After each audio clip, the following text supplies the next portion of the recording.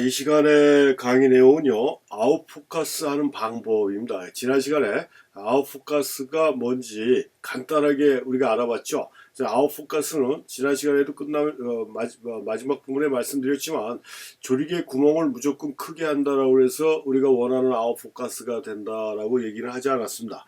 아웃포커스라는 것 정리해서 말씀드리면, 초점 맞은 범위가 좁은 걸 얘기한다라고 그랬어요. 우리가 피사계 심도, 이 사진 용어가 그렇게 복잡하고 어려운 건 없는데, 처음 접하시는 분들은 생소한 용어이기 때문에 좀 이렇게 잘 접수가 안 될 수도 있습니다. 근데 거기에 대한 건 부담 갖지 마시고, 이렇게 반복적으로 계속 듣고 반복적으로 읽다 보면 용어 자체가 자연스럽게 내게 되거든요. 그러니까 좀 처음에 적응하기 힘드시더라도 용어 자체에 너무 부담을 갖지 않으셨으면 하고요. 그래서 지난 시간에도 설명해 드렸지만 다시 반복적인 차원에서 다시 한번 말씀드리면, 이 피사계 심도라고 얘기했습니다. 이 피사계 심도라는 건 초점 맞은 범위를 얘기하는 것이다. 그래서 그 중에서 아웃포커스라는 건 초점 맞은 범위가 좁은 거를, 그러니까 일부분에 한정돼서 맞은 거 우리는 심도가 낮다 또는 아웃포커스다 이렇게 얘기를 한다라고 그랬어요. 그래서 이 아웃포커스라는 건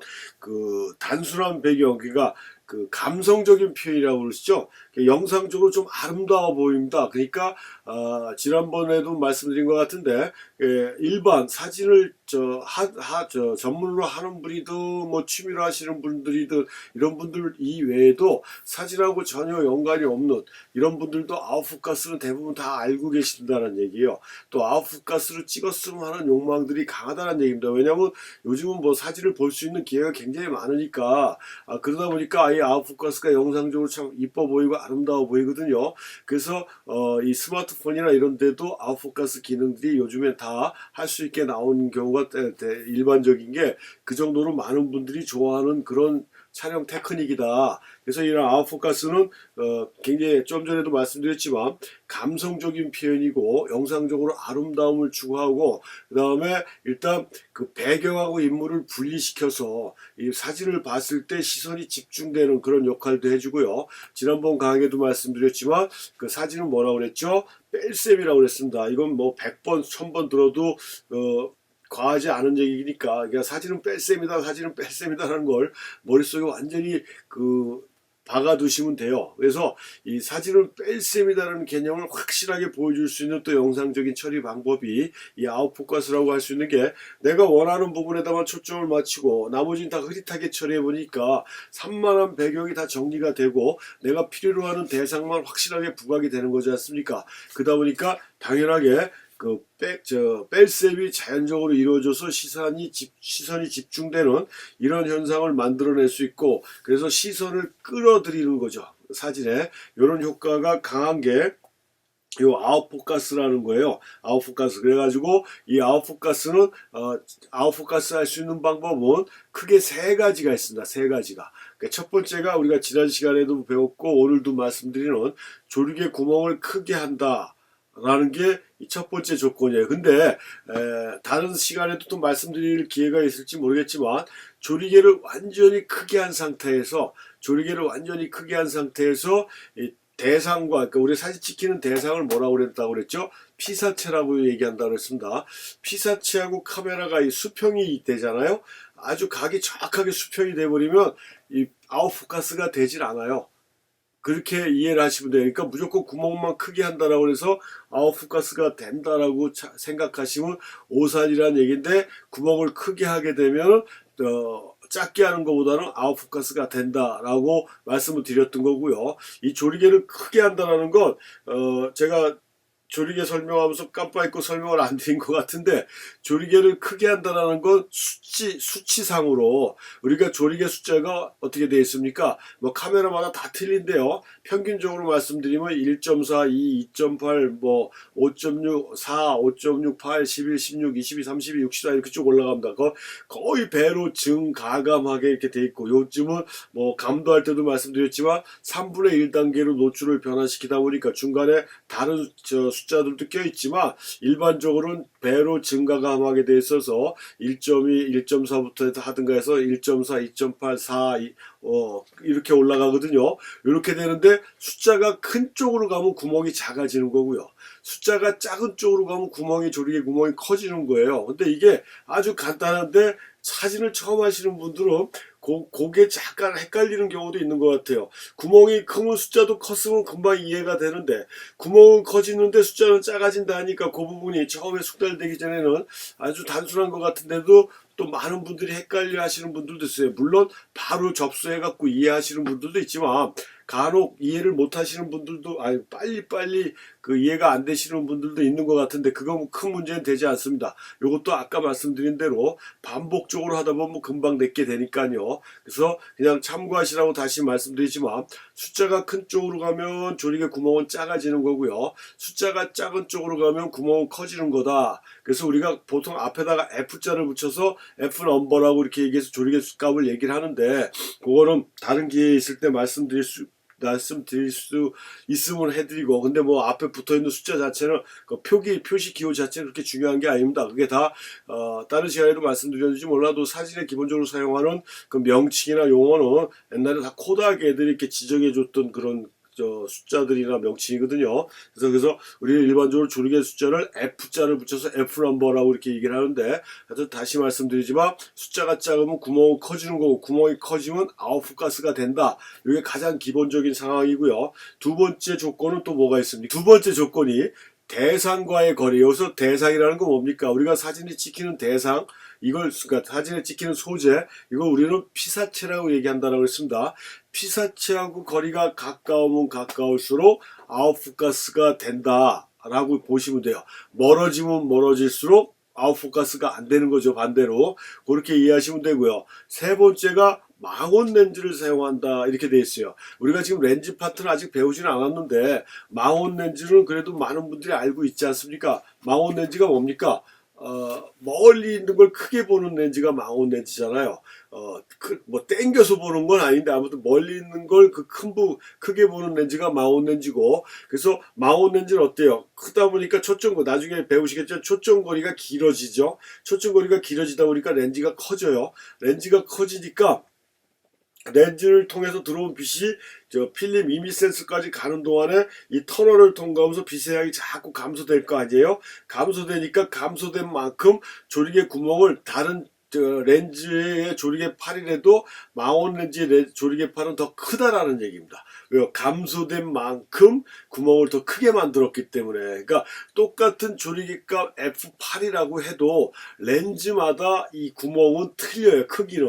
그래서 망원 렌즈를 갈수록 같은 조리개라도 구멍이 크다라는 얘기고, 그 구멍이 커지니까 어떻게 돼요? 조리개 구멍이 커지니까 심도가 낮아진다라는 얘기예요. 그래서 이 아웃포커스를 할 수 있는 방법은 세 가지인데 이 셋 중에 하나만 가지고는 힘들다라고 얘기했어요. 아까도 얘기했지만 조리개 구멍을 크게 하고 대상과의 거리를 멀리 하면 아웃포커스 효과가 떨어집니다. 거기에다가 망원 렌즈가 아닌 일반 와이드 렌즈라서 관광 렌즈는 또 반대로 다른 렌즈보다 조리개 구멍이 같은 숫자라도 작습니다. 그건 나중에 다시 설명해 드리겠습니다. 작아요. 그래서 조리개 구멍을 크게 하고 대상과의 거리를 멀리 하면서 거기다가 광각 계열의 렌즈를 써버리면 이 피사기 심도가 낮아지기는커녕 훨씬 더 깊어질 수가 있다는 거예요. 반대로 대상과의 거리를 조리개 구멍을 아무리 열고 대상과의 거리를 조리개 구멍을 작게 하고 대상과의 거리를 가까이 해도 내가 원하는 아웃포커스가 안 된다는 얘기입니다. 그래서 정리해서 말씀드리면 아웃포커스를 할 수 있는 방법이 세 가지가 있는데 이 세 가지 중에서 최소한 두 개가 같이 사용을 해줘야 우리가 원하는 아웃포커스가 되는 거지, 세 가지 중에 한 가지만 가지고 해가지고는 내가 원하는 아웃포커스가 되질 않는다. 세 개를 한꺼번에 다 하면은 이건 아주 완벽한 아웃포커스를 할 수가 있으니까 구멍을 크게 하고 대상과의 거리를 가까이 하고 망원 계열의 렌즈를 쓰게 되면은 아주 원하는 대로 완벽한 아웃포커스 효과를 낼 수가 있고, 상황이 여의치가 않아서 세 가지를 다 쓸 수 없는 상황에서는 셋 중에 최소 두 가지, 그러니까 구멍을 크게 하고 대상과의 거리를 가까이 하든가, 구멍을 크게 하고 망원 계열 렌즈를 쓰든가, 망원 계열 렌즈를 쓰면서 대상과의 거리를 가까이 하든가, 뭐 이렇게 셋 중에 최소 두 가지를 같이 써주면 내가 원하는 아웃포커스를 만들어낼 수가 있고, 이 아웃포커스 사진은 아까도 말씀드렸듯이 사진이 어때요? 굉장히 감성적인 사진을 표현하는데 효과적이다. 그래서 영상적인 아름다움을 만들어주고 지저분한 배경 처리를 해서 자기가 중심을 두는 대상 피사체에만 초점이 맞기 때문에 시선을 끌어당기는, 시선이 분산되지 않고 집중될 수 있는 효과를 만들어주는 이런 이미지를 만들어내는 게 아웃포커스다. 그래서 아웃포커스는 지금 앞부분에 설명한 대로 조리개를 개방한다, 대상과의 거리를 가까이 한다, 망원계열 렌즈를 사용한다 하게 되면 우리가 원하는 아웃포커스를 만들 수 있다 라는 거를 정리해서 알고 계시면 되는데요. 여기서 우리가 주의할 게 이건 지금 이론으로 지금 제가 설명을 해드리는 거잖아요. 이 말로 해갖고 이게 뭐 굉장히 어려우고 뭐 엄청난 법칙이 들어가고 공식이 들어가는 게 아닌데 어려울 게 하나도 없어요.